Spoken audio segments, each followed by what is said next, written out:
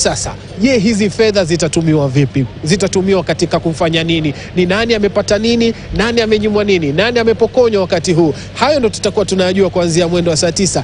Je, hili bunge litakuwa linapata pesa ngapi? Ni bilioni ngapi zinatengewa bunge? Je, hazina ile ya kitaifa kama wizara zile pia zitakuwa zinapata pesa ngapi? Masuala ambayo tutakuwa tunayajua hapa baadaye mwendo wa saa 9. Lakini tukirudi katika mswada wa fedha wa mwaka 2023, Mheshimiwa Richard, kwako wewe katika ule mswada wa fedha ambao ulipitishwa jana, ni vipengee gani ambavyo kwako wewe unahisi vitasaidia serikali ya Kenya Kwanza kufikia malengo yake? Kwa sababu wameutaja kwamba huu ni mswada ambao utatutoa katika ukopaji. Hiyo kweli ni nataka kusema Enua mic juu. Hiyo kweli ni nataka kusema kwamba hiyo mswada ile tulipitisha jana, hiyo ni inatuelekeza mahali ambapo tunataka kama serikali ama kama nchi tujitegemee, kwa sababu hata ukiona nchi zingine ambazo zimeanza zimenawiri, ile kama tulivyoana kama for example Singapore, hizo nchi ni kama ilikuwa kama Kenya tu, na mpaka sasa hivi ukijaribu kukompea hiyo nchi na hii, wako mbele sana. Lakini na ni kwa sababu ya vitu kama hizi ya housing ile waliingilia wakianza mapema, lakini sisi sasa tuanza kuelekea hapo. Na vile serikali imepanga ni kwamba hii taxes ambayo tunajaribu kuweka ndio itatupatia jukumu ya kujitegemea, kwa sababu tukianza tu kutegemea nchi zingine ya kutupatia pesa, na tunaendelea kukaa tu vile tumekaa kutoka zamani. Lakini sasa tukianza kupata hizi ushuru vile tumekubaliana na vile tumepitisha hiyo mswada jana, hii tunaelekea mahali pazuri. Hata ukiona kama unapozungumzia ushuru, Mheshimiwa Richard, yes, ni ushuru wa aina gani? Kipengee gani? Kwa sababu kuna vipengee vingi sana vimeidhinishwa. Kuna zile ambazo zilikuwa ziko kwa zero rated, zimewekwa kwa exempted. Kuna zile ambazo zilikuwa zimewekewa 3%, saizi ziko kwa 1.5%. Kama ni wa nyumba, niambie, ni ya nyumba ndio imekuridhisha ama ni gani ambayo imekuridhisha? Ile ya nyumba imeniridhisha, kwa sababu hiyo tumeleta sasa, tumeanza kupata 1.5, ile vile kamati ya budget walipitisha kutoka 3% imerudi mpaka 2.5, kwa sababu kulikuwa na changamoto. Kuna changamoto ya wananchi vile walikataa. Unapata wengine wanasema hii, lakini ni kitu ambacho nilikuwa nasema wananchi wanapendanga always kujaribu kukataa ile kitu haijakuja. Lakini tukianza ni vile, hata kama Mheshimiwa Kibaki vile alikuwa ameanza kuanza kutax vitu on the sales point. Hii hata hii mimi najua watu wataanza kufurahia. Naam. Yes. Kwako wewe Kituri, kipi ambacho ukikaa chini utasema hii ndio bora kutoka kwa ile mswada wa fedha? Nataka niseme kwamba hapo awali tulikuwa tunategemea sana mambo ya kuomba pesa kule kutoka nje, na kumekuwa na changamoto mingi including depreciation ya Kenyan shilling. Wakati tulikuwa tunaomba deni katika 90 shillings, imeenda sasa mpaka 140. Ukarealize tunaendelea kuingia katika deni Kenya hii, na kwa sasa tumeamua expand the tax base na kuleta wale sectors tofauti ambazo they were not being taxed before, kama the digital centers, technology. Na hata ukiongelea kipengee ambacho kimeleta changamoto mingi sana ni hii kitu ya fuel levy fund yenye imerudisha VAT kutoka 8% mpaka 16%. Najua hilo kidogo ita affect kwa Kenya kwa njia kubwa. Lakini kuna pia reliefs yenye imewekwa pale, kwa sababu railway development levy imetolewa, import declaration fee imetolewa, and this was done to standardize. Kuna jambo lingine bado pengine hapo mbele kidogo, petroleum development fund, hiyo ya ilikuwa 0.4 shillings per liter in 2021, saizi kwa 5.4. hiyo ni jambo ambalo pia itakuwa looked into. So we don't expect that we are going to suffer so much on the aspect of instant inflation because of the increase on the fuel on that sawa. Lakini unapozungumzia zimetolewa ni asilimia ngapi imetolewa? Hiyo railway levy ambayo ilikuwa imewekwa katika kila mahali ilikuwa ya kuboresha miundo msingi hususan katika reli zetu, na sasa hivi ikiondolewa, hata wenyewe kama wataifa hatujajua zile zilizokusanywa pale nyuma zilikuwa ngapi. Hatuwezi kujadiliana kuhusu hilo because that was a fund that was meant for some other, kwa kulipa hiyo mambo ya reli, na bado inaendelea katika sekta zingine, bado ya RDL bado iko. Lakini on this specific one, katika importation ya fuel, imetolewa kuweza kucushion pia wa Kenya. Ndio nimesema kwamba the 8% to 16%, ukiona even regionally in East Africa, enda Tanzania, enda Uganda, wote wako 18%. Kenya peke yake ndio iko 16%. The moment you understand that in the other regions of the world wanalipa over even others to 20% kwa VAT ya fuel, utarealize kwamba sisi pia we are still very competitive in that aspect. Lakini jambo ambalo bado pengine ningesema kwamba bado pengine tungeweka msasa kidogo ni Petroleum Development Fund. Hiyo ingeletwe, hiyo 5.4 ingetolewa, na I'm sure bado discussion bado zinaendelea too, that would really cushion Kenya. So we will not feel the hit of the VAT on fuel. Bila shaka amezungumzia swala la mafuta. Kiukweli mafuta yetu nchini Kenya bado yako gharama ya juu, yako ghali tayari katika ile bei tunanunua. Tukiangalia katika bei ya kimataifa na bei ya humu nchini iko tayari mara mbili. Alafu tukiongeza na ushuru. Hudhani kwamba kuna ushuru ambao ungepunguzwa kwa sababu mafuta ndio bidhaa inayotozwa ushuru zaidi nchini Kenya? Kweli mafuta iko juu. Yaani kwa sababu mafuta inaletwa kutoka ng'ambo. Alafu kuna hizo taxes zote zinatoka hata huko saa ile nataka ilipwe kwa sababu you are not producing any oil or petroleum. Ikikuja hapa lazima zile taxes ambayo the other countries are levying are supposed to has to be paid back, na lazima hata sisi lazima tuongeze hapo hizo taxes ndio ili tupate pesa yetu pia. Kuna swala la pengo la bajeti ambapo tunaangalia bilioni 830 ambayo Wizara ya Fedha inatafuta. Kando na ile trilioni 3 inayotumia, kuna pengo la bilioni 830 ambapo bado tutakopa kule nje. Hili pengo tunalizibaje? Ningetaka niseme kwamba for now kwanza tumereduce by over 600 billion. Ninakubali kwamba bado kuna hilo pengo, na ndio maana tunatafuta expand the tax base. Tukiendelea hapo mbele, when we don't pay the interest expense yenye iko affected, because hii pesa yote ambao tunakopa on foreign currency. So kwa hivyo wakati kuna hiyo depreciation of the shilling, it is considerable amount, huge amount of money that we pay out there even without necessarily having in card hiyo pesa. So kwa hivyo tukiendelea hapo mbele, kwa sasa tumekata by 600 billion. Tukiendelea hapo mbele itaendelea kureduce. In fact, in the next budget, the aim is in 3 years tutakuwa tukijitegemea peke yetu, hatutakuwa tukiomba tena pesa kutoka nje kuweza kufund our own budget. Yeah. Lakini ukiangalia hizo pesa ambazo tunataka kutukuomba, bado tunaomba nyingi nje. Ni bilioni 30 tu na 20 ambazo tunaomba katika mashirika ya humo nchini. Yes, and that is why ukiona even the ratio size yenye imetumika, we want to borrow more from local than what will be, sio vile ilikuwa hapo awali, kwa sababu hapo awali tulikuwa tunaenda kuomba kule nje sana, lakini kwa saa hizi yale ambao tutahitaji, a large portion of it will be borrowed locally, not internationally. So it will not be denominated in dollars, yenye it would affect us incredibly wakati kuna issue ya shilling depreciation. And gradually you will be seeing the government borrowing less coming down. But up to now we have reduced by around 300 billion. Yeah.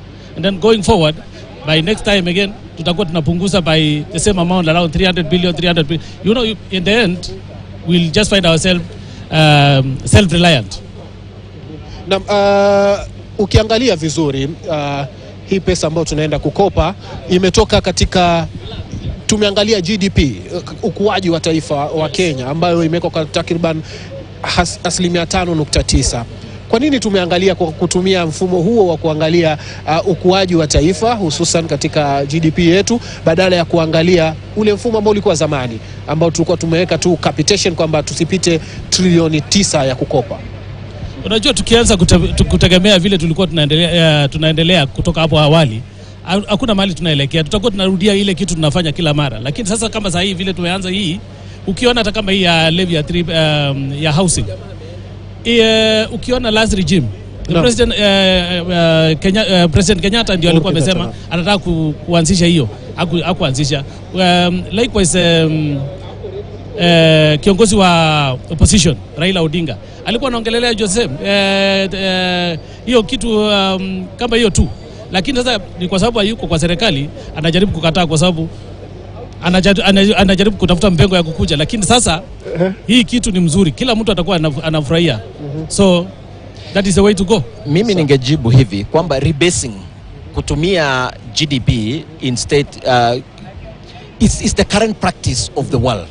Ile yenye tulikuwa tunatumia is an old practice. So for now, and what you are going to see going forward is the change on the GDP of this country, because we have to change manufacturing. Utaona hapo kutakuwa na expansion of literally every sector. Hata sehemu ya when you have 100,000 kilometers of fiber optic, many Kenyans are going now to be able to produce on the aspect of technology, on the aspect of real manufacturing, on the aspect of agriculture, to make over 5 billion to be able to subsidize agricultural fertilizer. So what is this going to happen? When the GDP then grows, that is the best one that you can be able to rebase, so that you can be able to have the right footing of what the world, on the best practice of the world.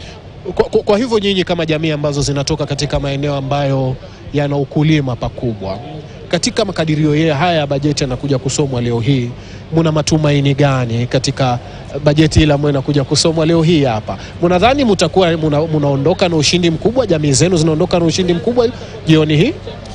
Nataka kusema kwamba sio tu kwa sababu tu tunatoka sehemu mahali tunafanya ukulima ndio tunaweza faidika kama kuliko jamii wengine. Nataka kusema Kenya kama taifa itafaidika kwa sababu mahali popote ambaye kuna ukulima lazima wapate zile kama subsidy fertilizer. So going forward tutapata kwamba hii kila mtu atafaidika katika nchi yetu. Kabla nije kwako, hudhani kwamba mtakuwa mnaumia bado? Manake bei ya mafuta iko juu. Kweli mumeondolewa, mumewekewa ruzuku ya mbolea, lakini bei ya mafuta iko juu, ya zile tinga mnazotumia kulima. Pengine niweze kujibu kidogo kwa ndugu yangu.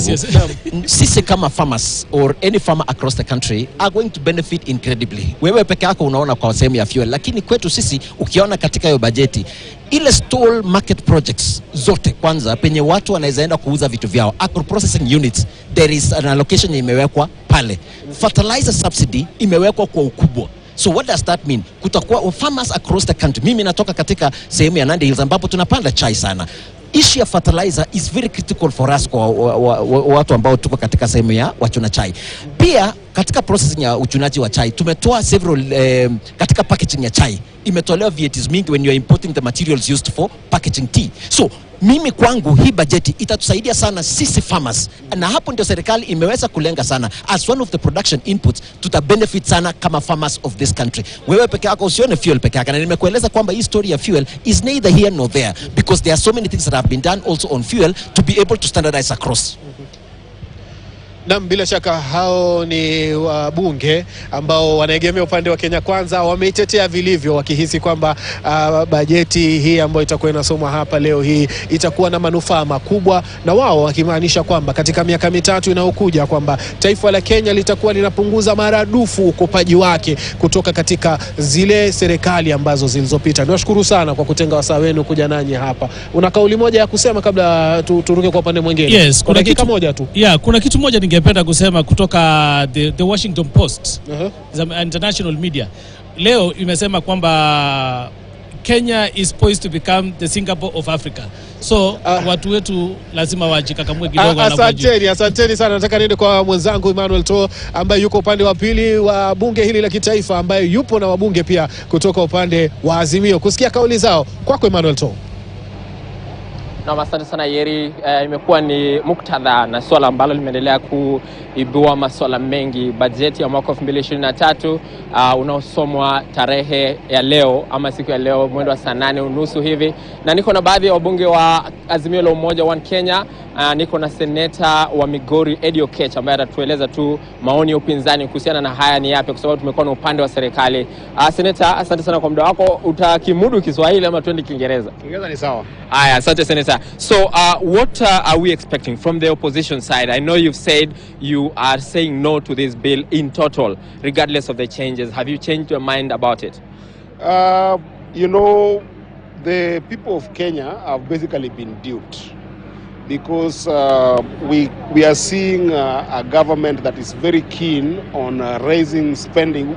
You know, this issue of the bill started right from the time that the government brought something called BPS, which is the budget policy statement. And the budget policy statement had a deficit of over 700 billion. And we advised the government that before you go even in developing finance bill, can you reduce spending in government? Hatutaki mambo ya kwamba unaenda kuchukua watu unataka kuandika kwa serikali kwa mambo ya CAS. Hivi tunakupatia shida kuleta budget kuwe mingi. Hawakusikia. Ukiangalia budget saa hizi executive ambao ni president na watu wake wa hizo ministries wamepatiwa unapata wamepatiwa trilioni 2.2. Tukawaambia kwamba reduce hizi expenditure kwa serikali ili mwananchi asiumie.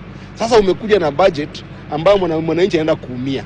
Unapata kwamba mwananchi leo akienda agongwe na gari, aende hospitali, insurance impatie pesa. Imwambie kwamba wewe kwa sababu umeumia, mimi nakulipa pesa yako ili uende kujimudu nayo. Serikali inaenda kutax hiyo pesa. Saizi mwananchi kama ako na chama huko nyumbani, kama leo uko na chama, wewe ni mtu wa mama wa chama ama kijana uko kwa chama, mnafanya ile merry-go-round yenyu, umeenda ukapatiwa sasa ile yako umepatiwa kwamba hii ni yako ya chama, serikali inaenda kutax hiyo pesa. Saizi pia unasikia kwamba wanaenda kuongeza tax ya fuel, inaenda kutoka 8% iende 16%. Na unajua kwamba katika hii nchi watu wa bodaboda ni karibu 1.5 million ambao wanafanya kazi ya bodaboda. Kama hawawezi kufanya hiyo kazi ya bodaboda, wataenda wapi? Kwa sababu utapata kwamba mtu wa bodaboda leo itabidi kwamba hawezi fanya kazi kutoka asubuhi mpaka jioni, itabidi kwamba anafanya jioni tena mpaka usiku ili apate ile pesa ambayo alikuwa anapata kitambo, kwa sababu pesa ya mafuta imeongezeka. Kwa hivyo ni shida kubwa sana, wanaenda kuongeza wananchi, na sisi kama Azimio tumekataa kabisa kwamba hatutaki maneno ya e-bill. Mambo ya housing pia wameweka hapo. Wanasema sasa wametoa kuwa deduction tu, sasa imekuwa tax. Na wakati ile walikuwa wanadanganya wananchi kwamba ilikuwa tu ile contribution ambayo utarejeshewa. Sasa hizo wanasema kwamba wamerudisha kidogo, lakini imekuwa tax au urejeshewi. Hiyo ni kizungu nasema duping. You have duped the people of Kenya, and it's wrong. Yes. Labda Senator, kwa sababu umerudi kwa Kiswahili, yes. Sasa wacha tuendelee na Kiswahili. Kuna zile ushuru ama ushuru mwingine ambao umepunguzwa na serikali. Hamuoni hilo? Na kwa sababu kuna ile ambayo inaitwa cost of production imeshukishwa, kuna mengi ambayo serikali imeondoa pia kumsaidia Mkenya wa kawaida. Hizo ushuru ambao tunasema unajua hii serikali ilikuja kwa ushukani kwa kusema mambo ya hasla. Na mambo ya hasla hauwezi kutatua mambo ya asla bila kusolve what we call the income equation. Ni njia gani serikali inafaa make sure kwamba pesa iko kwa mfuko ya asla? Hauwezi sema kwamba unakuja leo unaka ushuru ya production hapo, ushuru pale kama hujapatia asla pesa mfukoni. Tuliambia serikali kwamba before you tax people, first of all solve the income equation. Unaambia mtu kwamba tumereduce mambo ya nyumba kutoka 3% tumereduce imekuwa 1.5%. Na sasa nakwambia hiyo wewe hata ile ya kukula hauna, ile kwanza ya kujimudu nayo hauna. So the first thing inafaa kufanyika kwa hii nchi ni solve the income equation so that people can have money in their pocket. Okay. Yes. Labda mwisho kabisa, mlisema kwamba mnaweza mkono uwezo ama mnapanga kurejea kwenye maandamano ikiwa mswada huu utapita, lakini tumeona tu imekuwa tu ni semi tu za ama semi hewa ambazo hazina msingi. Je, mtaenda kwenye maandamano ama ni kusema tu? Sio semi hewa. Hata kabla uongee juu ya Azimio kwenda maandamano, mimi nakwambia wakati hii kitu itamalizika, kwa hiyo third reading ishe, kila mtu kwa hii Kenya wataandamana, na sio watu wa Azimio peke yake, hata watu ambao walipigia Ruto kura na kwa sasa wanaona kwamba hii serikali ya UDA inawaumiza, ya Kenya Kwanza inawaumiza, wataenda maandamano. Na itakuwa hata maandamano ya Azimio peke yake, itakuwa maandamano ya Kenya nzima, kwa sababu hakuna unga ambayo ni ya mtu wa Azimio na unga ambao ni ya mtu wa Kenya Kwanza. Hakuna mafuta ambao ni ya mtu wa Azimio kwa hii bill na ni mafuta ya Kenya Kwanza. Hakuna sukari ambao ni ya mtu wa Azimio na ni ya mtu wa Kenya Kwanza. Wakenya wote wanaenda kuumia kwa hii bill, na ndio maana nakwambia kwamba maandamano itakuwa ya Wakenya wote. Asante sana. Asante. Wewe umekuwa ni seneta wa kaunti ya Migori, Eddie Oketch, akidadavua na kueleza sababu zake za kupinga mswada huu wa fedha wa mwaka 2023. Kumbuka kwamba jana wakati walipopiga kura, wabunge wengi wa Azimio hawakuwepo, kuna takriban wabunge 8 ambao hawakuwa, na wengi wao hawakuwa walikuwa Azimio na hawakufika kupiga kura. Kuna wengine 7 waliofurushwa bungeni wakati wa kikao maalum ambacho kilifanyika wiki iliyopita baada ya zogo kuibuka kuhusiana na yule naibu kiranja wa wengi katika